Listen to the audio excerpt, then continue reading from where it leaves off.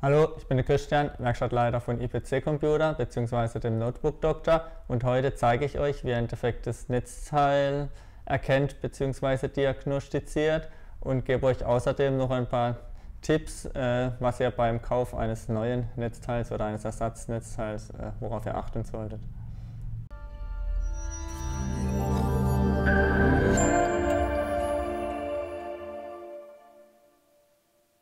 Bevor ihr euch für den Kauf eines neuen Netzteils entscheidet, solltet ihr sicherstellen, dass das Netzteil auch der Grund für den Defekt am Notebook ist oder beziehungsweise das Nicht-Funktionieren des Notebooks ist.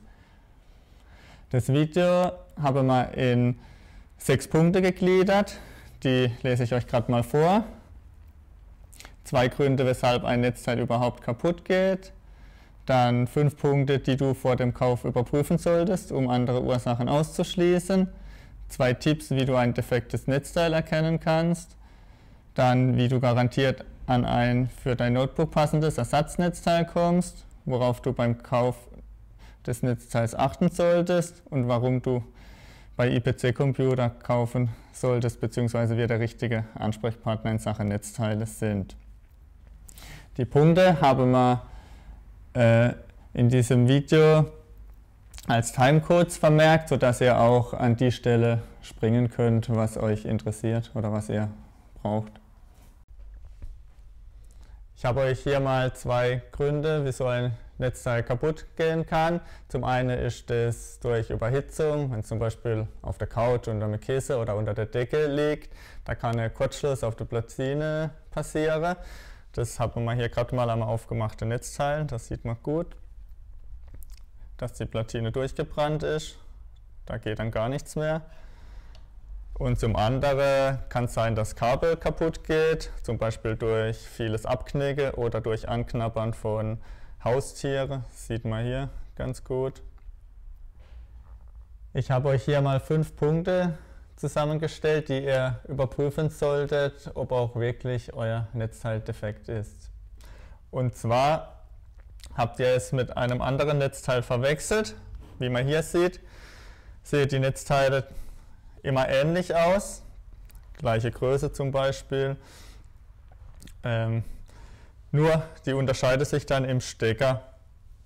Hier sieht man zum Beispiel, dass der Innenstift ein anderer ist, der ist kleiner wie der hier. Passen tun aber zum Beispiel beide ins Notebook. Zum einen natürlich der Original mit dem richtigen Innenmaß und zum anderen der etwas größere. Funktioniert dann aber nicht, weil der Innenstift, wo Plus anliegt, keinen Kontakt hat. Zum anderen gibt es natürlich unterschiedliche Leistungen. 65, 90 und 135 Watt und natürlich auch noch weitere. Wenn das nicht übereinstimmt, 19 Volt habe zum Beispiel alle, was auch wichtig ist fürs Notebook. Das sieht man auch hier am Typenschild, weil die Spannung muss stimmen, sonst kann das Notebook kaputt gehen. Das braucht aber zum Beispiel 7,1 Ampere, also 135 Watt Netzteil. Wenn man hier jetzt nur das 90 Watt Netzteil anschließt, dann wird es zwar teilweise funktionieren, wenn das Notebook aber die volle Leistung vom Netzteil braucht, zum Beispiel wenn Akku geladen wird und man damit zockt oder was auch immer macht, dann wird es halt eben nicht funktionieren, beziehungsweise das Netzteil aussteigen und auf Akkubetrieb umschalten. Ein schwächeres Netzteil würde zwar eventuell funktionieren, ist aber nicht ratsam. Ein stärkeres Netzteil geht immer, wenn es der richtige Stecker hat, weil das Notebook zieht sich nur so viel Ampere, wie es auch braucht. Der einzige Nachteil wäre dann eventuell die größere Bauform. Das sieht man hier nochmal. 135 Watt gegenüber 90 Watt Netzteil. Ja. Dann gibt es noch ein paar Trugschlüsse, was mit Netzteile zu tun hat. Und zwar ein größerer Akku braucht auch ein stärkeres Netzteil, also ein Hochleistungsakku. Das ist Schwachsinn, das ist nicht so. Und auch ein größeres Netzteil lädt den Akku nicht schneller, weil das Notebook zieht sich immer nur den Strom, den es braucht, und die Ladeschaltung ist geregelt über den Laderegler im Notebook. Als zweiten Punkt gibt es auch noch defekte Strombuchse als Ursache. Das sieht man hier zum Beispiel an einer gebrochenen Strombuchse. Ich stecke auch mal noch hier Kabel ein. Da ist alles ausgebrochen. Da besteht dann keiner oder nur noch ganz schlechter Kontakt. Außerdem können auch die Lötpunkte oder der Stift hinten brechen. Das kommt auch hin wieder vor und dann entsteht ein Wackelkontakt. Sowas sollte man ausschließen. Das passiert allerdings nur bei Buchsen in der Regel, die aufgelötet sind. Wir haben hier noch die andere Variante, die Strombuchse, die mit Kabel am Mainboard angeschlossen sind. Die sitzen nur im Gehäuse drin, da bricht dann, wenn überhaupt, in der Regel das Gehäuse aus und die Buchse schiebt sich nach hinten. Als dritter Punkt, das ist im Prinzip auch eine defekte Strombuchse, da kann auch der Innenstift gebrochen sein. Da hat man hier mal die zwei identische Strombuchse, einmal mit Innenstift und einmal ohne Innenstift, das heißt, da ist er gebrochen. Darauf sollte man vielleicht auch noch achten, ob da innen nichts weggebrochen ist.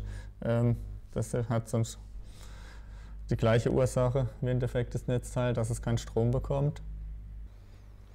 Als vierten Punkt haben wir dann noch das stromzuführende Kabel, was man vielleicht überprüfen kann. Hier zum Beispiel mit dem Mickey Maus Stecker hat man mit Sicherheit irgendwo ein anderes elektrisches Gerät noch zu Hause, wo man das mal austauschen kann. Fällt natürlich weg, wenn man wie hier zum Beispiel ein Wallplug-Netzteil hat, wo alles direkt in einem ist. Dann gibt es noch den fünften Punkt, das Gerät ganz defekt ist. Ist natürlich schwierig zu testen in dem Fall. Ein Hinweis ist vielleicht, dass es auf Akkubetrieb noch gelaufen ist, bis der Akku dann leer war. Ja, sonst ist es natürlich schwierig. Nun zeige ich euch, woran ihr erkennen könnt, ob ihr ein defektes Netzteil habt. Und zwar, wenn das Netzteil eine LED hat und man steckt das Netzteil ohne am Notebook anzuschließen in die Steckdose ein, muss die LED leuchten. Wenn dem nicht der Fall ist, dann ist das Netzteil defekt. Was dann auch sein kann, wenn das Netzteil nicht funktioniert und es im Notebook eingesteckt ist, wenn das Notebook einen Kurzschluss hat, dann geht die LED aus. Das kann man dann ganz einfach wieder beheben,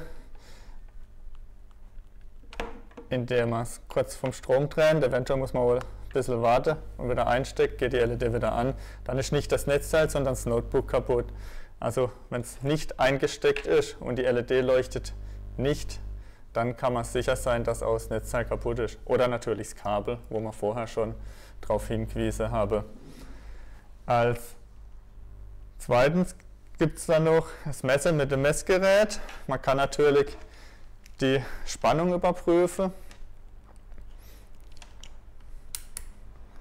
Und zwar müsse da in der Regel fast immer 19 oder 20 Volt anliegen. Sieht man hinter auf dem Typenschild vom Netzteil. In dem Fall sind es 19 Volt. Außen ist Minus, innen ist Plus, 19,5 Volt. Wenn hier die Spannung schwankt oder eben weniger oder gar keine Spannung anliegt, dann ist auch davon auszugehen, dass das Netzteil oder halt das Stromkabel defekt ist. Wie komme ich an passendes Netzteil, nachdem ich festgestellt habe, dass mein altes defekt ist? Wir von IPC Computer haben uns zum Ziel gesetzt, jedes Originalnetzteil von jedem Hersteller ab Lager zu haben. Du kommst über 3 unterschiedliche Wege garantiert an dein passendes Netzteil. Erstens, man kann das Netzteil im besten Fall über das Notebook-Modell suchen. Das ist der einfachste und sicherste Weg. Fehlbestellungen sind über diesen Weg nahezu ausgeschlossen. Das Notebook-Modell findet man entweder über die Suche oder den Navigationsbaum. Hier haben wir versucht, dies schön über die Notebook-Serie und die einzelnen Modelle aufzulisten.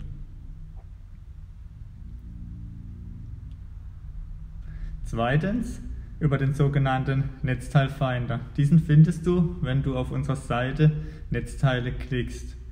Hier kommst du über die technischen Daten, wie zum Beispiel Spannung, Leistung und den Steckermaßen an das gesuchte Netzteil.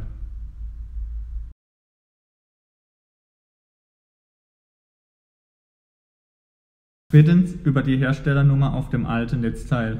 Achtung, bitte nicht die Herstellernummer mit der Produzentennummer verwechseln. Hier haben wir ein separates Video gemacht, wo wir speziell auf dieses Thema eingehen. Dieses verlinken wir dir auch in der Videobeschreibung bzw. blenden es hier irgendwo ein. Jetzt zeige ich euch, worauf ihr beim Netzteilkauf achten solltet. Und zwar das Wichtigste zuerst: Der Stecker sollte optimal muss optimal in die Buchse passen.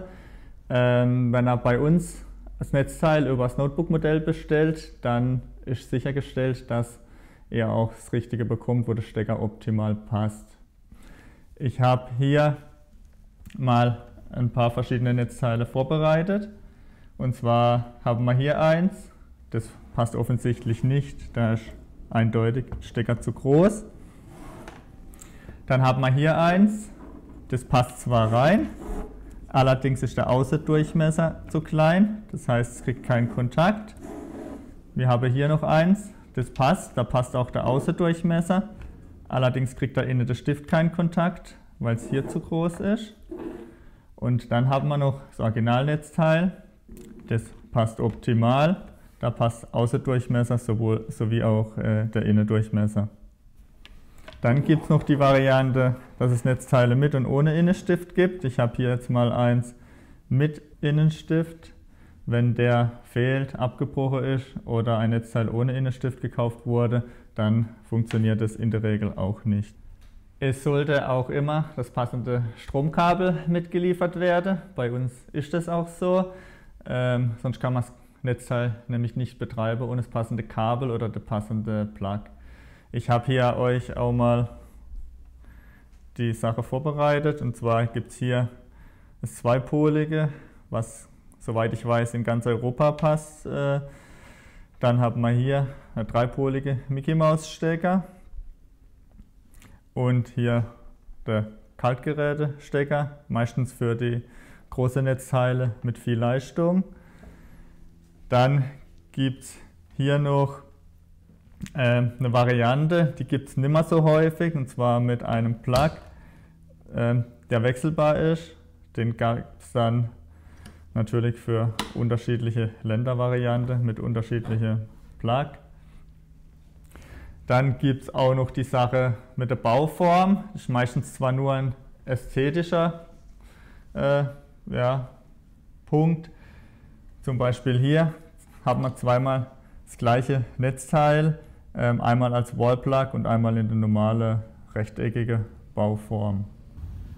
Kauft man ein Original- oder ein Nachbaunetzteil? Wir empfehlen natürlich immer Originalnetzteil, denn beim Nachbaunetzteil weiß man nie, was man bekommt. Es gibt natürlich sowohl gute Nachbaunetzteile wie auch schlechte Nachbaunetzteile. Bei der schlechte, da habe ich mal eins hier liegen. Da fehlen zum Beispiel dann manche Sicherheitsstandards und dann kann es gefährlich werden, indem das Netzteil abraucht. Das ist dann nicht so gut. Ja, wir haben dazu auch ein separates Video abgedreht, was wir euch in der Videobeschreibung verlinken und auch hier als Link noch einblenden. Oder doch lieber ein Universalnetzteil. Im Prinzip sind Universalnetzteile ja nicht schlecht vom Prinzip her. Man kann verschiedene Notebooks verwenden, wenn der passende Adapter dabei ist. Allerdings unserer Meinung nach überwiegen die Nachteile. Zum einen kann man natürlich die falsche Spannung einstellen, was dann das Notebook beschädigt. Oder wir haben hier eine andere Variante. Da eigentlich sind die Stecker verpolungsgeschützt, aber naja, mit viel Wolle kriegt man den auch falsch rum rein. Dann verpolt man die ganze Sache natürlich und das Notebook geht kaputt. Dann kann natürlich sein, dass trotz einer Vielzahl Stecker der passende nicht dabei ist. Oder die Variante halt, wie ich am Anfang schon mal erwähnt habe, dass es den Stecker mit und ohne Innenstift gibt und da halt auch die richtige Variante nicht mit dabei ist und es nicht funktioniert. Zu guter Letzt habe ich noch ein paar Punkte, warum ihr bei IPC Computer euer Netzteil kaufen solltet. Und zwar haben wir alle Netzteile am Lager, sodass ihr innerhalb kürzester Zeit das richtige Netzteil wieder habt. Wenn ihr über das Notebook-Modell das Netzteil heraussucht, dann könnt ihr auch davon ausgehen, dass ihr das richtige Netzteil mit dem richtigen Stecker bekommt. Dann haben wir nur Originalnetzteile am Lager. Wir liefern auch immer das passende Stromkabel oder der passende Wallplug mit. Und falls dann doch mal etwas schief gehen sollte oder ihr noch Fragen habt, dann haben wir geschultes Fachpersonal und auch eine eigene Notebook-Werkstatt, die euch helfen kann.